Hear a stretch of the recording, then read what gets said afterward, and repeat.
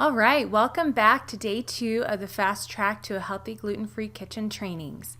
If you missed yesterday's live, it is still available in the group, and I highly recommend going back and watching it as you'll learn lots about your gut and how your overall health is connected to that. Before we dive in, I just want to remind you that we are doing a giveaway with the lives. The rules are to watch and comment on each Facebook Live, so you can go back to the recordings and comment on those as well. And the more comments you give, the higher your chance is to win, and then the drawing will be at random. So if you have questions throughout, you're welcome to put those in, and I will answer that on the Facebook Live on Friday in our live Q&A. So today I'm going to share with you 3 reasons why simply going gluten-free isn't enough. And I'll be referring back to some things we went over yesterday. So like I said, if you haven't watched that video, make sure you go back and do that. I'm spending the first 2 days educating you about your food choices because knowledge is power. And when we have a strong why, it leads us to action. So on to our topic today. My guess is if you needed to go gluten-free, you probably have some digestive or health issues going on that are exacerbated by gluten. Like we talked about yesterday, this is a sign that there's inflammation going on in your body. So only taking out gluten is just part of the healing process. And in case you didn't catch yesterday's live, inflammation is a trigger for all sorts of health ailments. Unfortunately, there are many other inflammatory foods we consume every day on the standard American diet. So reason number 1, gluten is not the only food that causes inflammation. Before I started learning all of this, I never had really heard about foods that cause inflammation. I just knew about foods that made you fat and foods that didn't make you fat, right? But there are many foods that can contribute to inflammation, and I'm going to go over 5 common inflammatory foods. The first and foremost is white sugar. Well, real quick, we'll go over white sugar, dairy, soy, corn, and grains and legumes. So first, sugar. Let's see, several animal studies have shown that a diet high in added sugar leads to obesity, insulin resistance, increased gut permeability, aka leaky gut, and low-grade inflammation. The link between added sugar and higher inflammatory markers has also been confirmed in human studies. And a study done of 29 healthy people found that consuming 40 grams of added sugar from just 1 can of soda per day led to an increase in inflammatory markers, insulin resistance, and bad cholesterol. These people tend to gain more weight too. Along with sugar is refined carbohydrates such as white bread, white rice, etc. These also stimulate inflammation, and according to Scientific American, processed carbohydrates may actually trump fats as the main driver of escalating rates of obesity and other chronic conditions. Kind of crazy, right?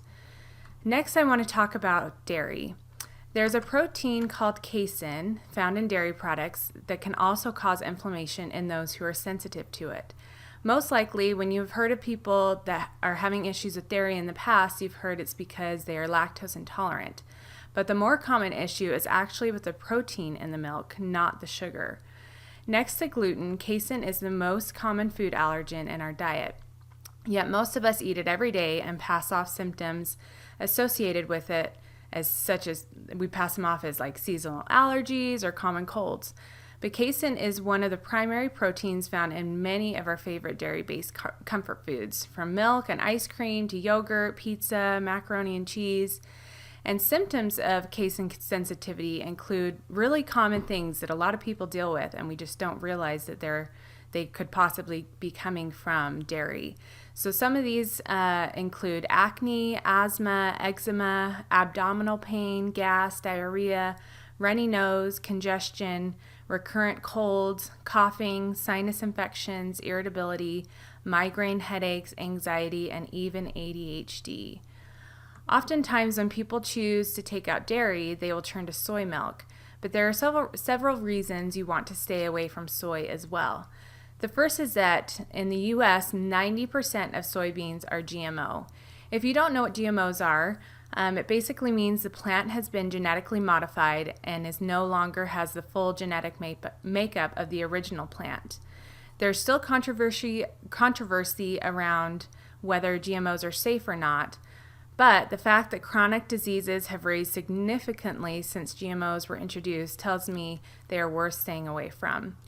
Plus, soybeans have a compound in them that mimics estrogen, and raised estrogen levels can cause problems both in men and women.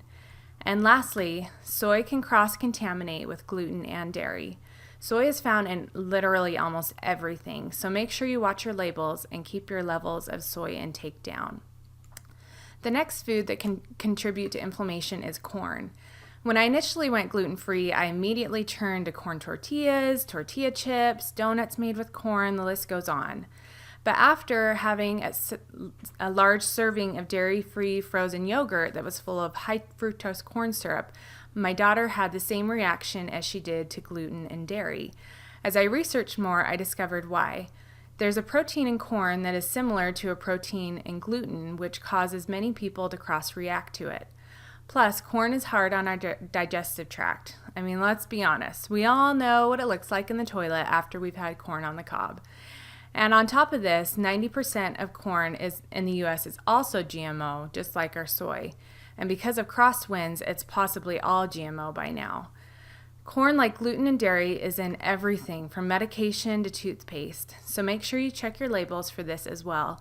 And you especially need to know what to look for, as the food manufacturers have gotten really tricky with how they name their ingredients. In my course that I'm opening up later this week, I'm going to have an ingredient list that has all of the hidden ingredients listed on there. If you're already suffering from inflammation, including an autoimmune condition, arthritis, or digestive issues, you should also consider avoiding all grains and legumes until the inflammation in your body is able to calm down. Grains include wheat, barley, rye, corn, millet, oats, sorghum, spelt, teff, rice, and wild rice. There are also pseudograins, which are the seeds of broadleaf plants that are used in the same way as grains. These include quinoa, buckwheat, amaranth, and chia seeds. Legumes include beans, clover, alfalfa, lentil seeds, peanuts, chickpeas, lima beans, and soybeans. You may be thinking, don't eat my gluten-free grains, but that's the base of the food pyramid. But unfortunately, these foods cause inflammation in most people. The reason these foods cause inflammation is due to agglutinins, prolamines, and phytic acid. So we'll go through each of those real quick. So agglutinins function as a natural insecticide and can be an aggravating factor in autoimmune disease. Plus, genetically modified grains Plus, genetically modified grains have been engineered to produce more of their natural insecticides, which may give us a stronger crop, but also causes more inflammation. Because of this, if you do choose to include grains in your diets, I highly recommend going for non-GMO varieties.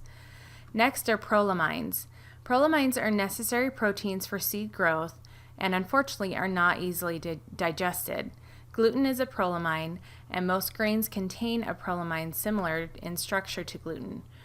So prolamines contribute to cross-reactivity experienced by so many with a gluten sensitivity, just like I was kind of talking about with the corn earlier. So yet these grains are used all the time as gluten-free alternatives. And then finally we have phytic acid. Phytic acid is basically the grain's protective shell. It wants to keep itself protected until it can be planted and sprout again. Kind of think in nature, something wants to be planted in the ground and it's going to protect itself until it's able to do that. When we consume grains or legumes, phytic acid binds to minerals in the gastrointestinal tract and cannot be absorbed in the intestine. And too many bound minerals can lead to mineral deficiencies. Fortunately, there is an easy way to get rid of phytic acid. You can do this by sprouting the grain, legume, and even your nuts and seeds. Sprouting is super easy. All it means is to soak the grain overnight so that it can start growing again. When it grows a little sprout, then it releases that phytic acid. So by soaking, you're breaking down the phytic acid so it can be absorbed and correctly for proper digestion. I'll go over in more detail how to soak and how long to do it, what to put in it, and things like that in my course as well. So if you do choose to keep these foods in your diet, make sure they're also non-GMO, which is easiest to find when you're looking for organic, and then sprout them. So as you can see, there are a lot more inflammatory foods besides just gluten. It's important to take out all inflammatory foods and to add in healing, nurturing foods that are going to assist you in calming your system down so healing can begin to happen. And really, the easiest way to do that is to just begin eating real natural foods. So reason number 2. So gluten-free processed foods are low in nutrients, and our body needs nutrients to not only function but also to heal. So in order to make gluten-free foods taste similar to their counterparts, food manufacturers produce them with a high sugar content and add processed starches to them. This way, they're familiar to our taste buds, and we might not notice a difference while consuming them. Even if these products don't have gluten in them, the processed ingredients and fillers can significantly lower their nutritional value. And then as I started researching gluten-free processed foods, I discovered that when foods get processed, a lot of the nutrients get removed from them. When it comes to foods with the gluten content, the FDA requires certain nutrients to be added back in. So think of like white bread, they have to put certain nutrients back into it. But in gluten-free foods, the FDA does not require putting any nutrients back in because they're already considered, quote, healthy. So when we pick them up from the shelf, we think we're taking good care of our health, not knowing that these products are majorly lacking in nutrients and are actually a reason for our energy drop. Not only are the processed foods and additives lacking in nourishment, they can also cause inflammation in the gut. I talked about this in detail in yesterday's live, so like I said before, if you missed it, make sure you go back and watch it. I know most people feel like if they give up processed foods that they'll be starving and they'll feel deprived. But let me tell you, with the right ingredients, right recipes, and a little extra time in the kitchen, you will never feel deprived. And the key to not starving is to make sure that you're getting enough healthy fats in your diet. So that leads us to reason number 3. So, which is certain fats will assist in reducing inflammation. I'm sure at some point in your life, you've been taught to eat a low-fat diet, and that if you eat too much fat, you'll become fat. This started around 1980 when top nutrition experts and federal government advised all Americans to dramatically cut back on dietary fat to avoid heart disease and weight gain. Well, here we are, 40 years later, and Americans are fatter than ever. This is because the food industry quickly learned that people wanted low-fat foods, but still wanted flavor, so they added sugar and refined starches to put in its place. The truth is, our body needs fat, and it needs, It needs all 3 types of fats: saturated, monounsaturated, polyunsaturated fats, because they have various functions for our bodies, from pregnancy to digestion to brain function. Fats are a major source of energy. It helps you to absorb essential vitamins like vitamin A, D, E, and K. Fat is needed to build cell membranes and the vital exterior of each cell, and the sheaths surrounding the nerves. It is essential for blood clotting, muscle movement, and inflammation. Fat helps keep your hair strong, glossy, your skin clear and youthful. Moderate amounts of healthy fat are even found to improve cardiovascular health. So fat is also an important part of weight loss. When we have enough healthy fats in our diet, we feel fuller longer, and it helps us cut down on the munchies. So the types of fat are important. Anything that's ultra processed is especially hard on our body. Trans fat is at the top of that list. Trans fats are formed through an industrial process that adds hydrogen to the vegetable oil, which causes the oil to become solid at room temperature. This partially hydrogenated oil is less likely to spoil, so foods made with it have a longer shelf life. You're going to find these fats easily in baked goods, snacked goods, fried foods, refrigerator dough, and creamers and margarines. Trans fats are supposed to be marked on the nutrition label, but if the serving size has less than 0.5 grams, they don't have to be. This hidden trans fat can add up quickly, especially if you eat several servings of multiple foods containing less than 0.5 grams of serving. The reason why partially hydrogenated oils are the worst of the worst is because they raise our bad cholesterol, increasing the risk of heart disease. They also have been found to cause inflammation, which you now know inflammation leads to disease. Other unhealthy fats include vegetable oils like canola, corn, and soybean oil. You're probably thinking to yourself, what is this woman saying? I've always been taught that we should cook with vegetable oil because it's low in saturated fats. So yes, they have less saturated fats, which we'll talk about more in a minute, but when unsaturated fats reach high temperatures during cooking, they become carcinogenic, which means cancer-causing due to the oxidation. And I'm guessing you don't often cook your foods with low temperatures. Another problem with these oils is that they're made from crops that are once again genetically modified. Then lastly, these oils are also highly processed. When foods are overly processed, they lose their nutritional value, plus trans fatty acids are formed during the process. According to the Weston A. Price Foundation and fat experts Sally Fallon and Mary Ng, they have this quote, like all modern vegetable oils, canola oil goes through the process of refining, bleaching, and degumming, all of which involve high temperatures or chemicals of questionable safety. And because canola oil is high in omega-3 fatty acids, which becomes rancid and foul-smelling when subjected to oxygen and high temperatures, it must be deodorized. The standard deodorization process removes a large portion of the omega-3 fatty acids by turning them into trans fatty acids. Although the Canadian government lists that trans content of canola oil is at a minimum of 0.2%, research at the University of Florida in Gainesville found trans levels as high as 4.6% in commercial liquid oil. The consumer has no clue about the presence of trans fatty acids in canola oil because they're not listed on the label. And then do you remember the campaign to switch over to margarine from butter because it's more, quote, heart healthy?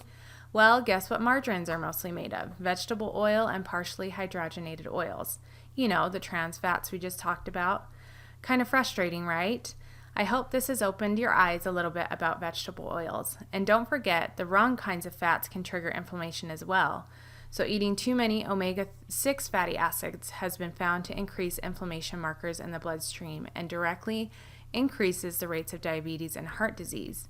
These are prevalent in prepackaged foods as well, and when we're not including enough omega-3 fatty acids, an unhealthy ratio between the two fatty acids can cause the body to produce pro-inflammatory chemicals as well. So instead of these oils, I recommend 5 fats that are full of nutrients and aid your body in absorbing the vitamins found in your foods. Those fats include coconut oil, olive oil, avocado oil, red palm fruit oil, and grass-fed butter or ghee. Though I don't have time to go into the benefits of each of these today, I will say that these various fats are full of antioxidants, antibacterial, and antiviral properties, and one even has cancer-fighting properties. And let's not forget the healthy fats found in nuts, seeds, avocados, and wild-caught fish.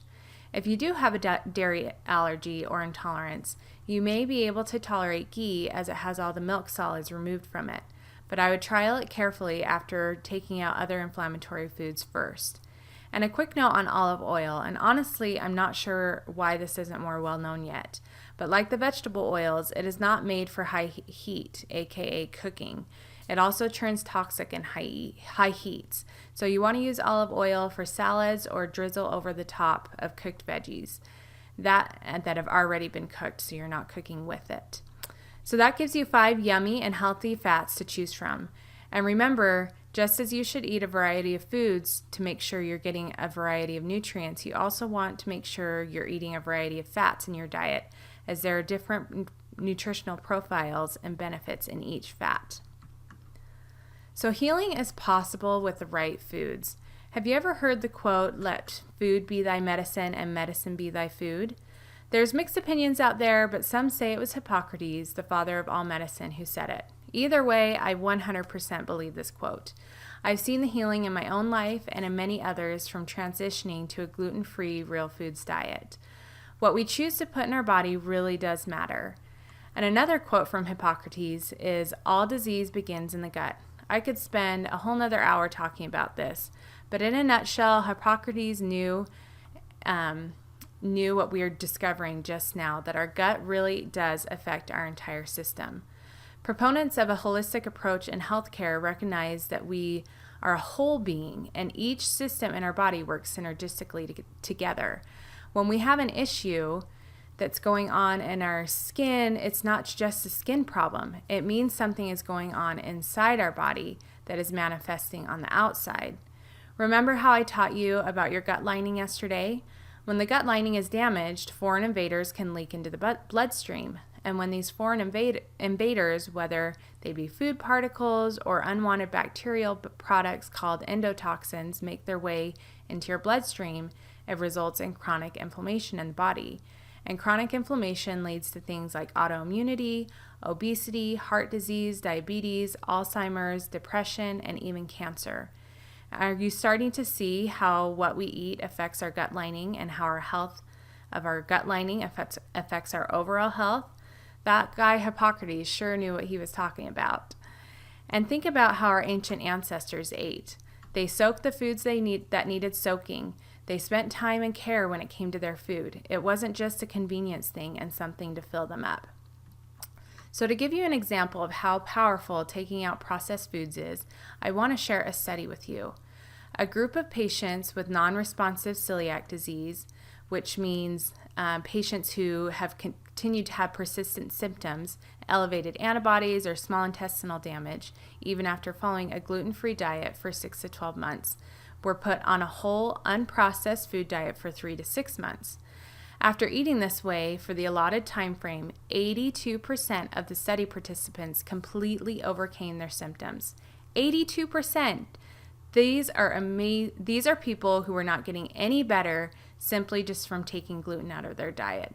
But instead, when they chose to eat whole, real, unprocessed foods, they were able to get rid of their symptoms. Isn't that amazing? So even if you eat gluten-free, but you're still relying on gluten-free packaged food, you're going to see it take a much longer time to recover from your initial symptoms. And unfortunately, most people who have celiac disease or an autoimmune condition and don't seem to respond to gluten-free diets tend to go on immunotherapies. The drugs prescribed on these therapies come with dangerous side effects that might develop into other diseases. It's like trying to cure one damage with another, when the reason why they don't respond to those diets is precisely because they're not aware of what's actually on their plate. So when you take out foods that are aggravating your gut and causing inflammation, you'll start to see your health turn around, and it's amazing how fast that can happen.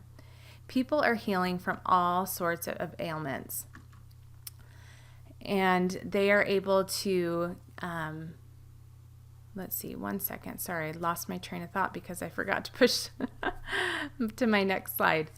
So people are healing from all sorts of ailments when they take out and transition to a real foods diet. The key is to take out inflammatory foods. I recommend taking out inflammatory foods for at least 30 days. Then you can slowly add back in whole, real foods and see how your body does with them.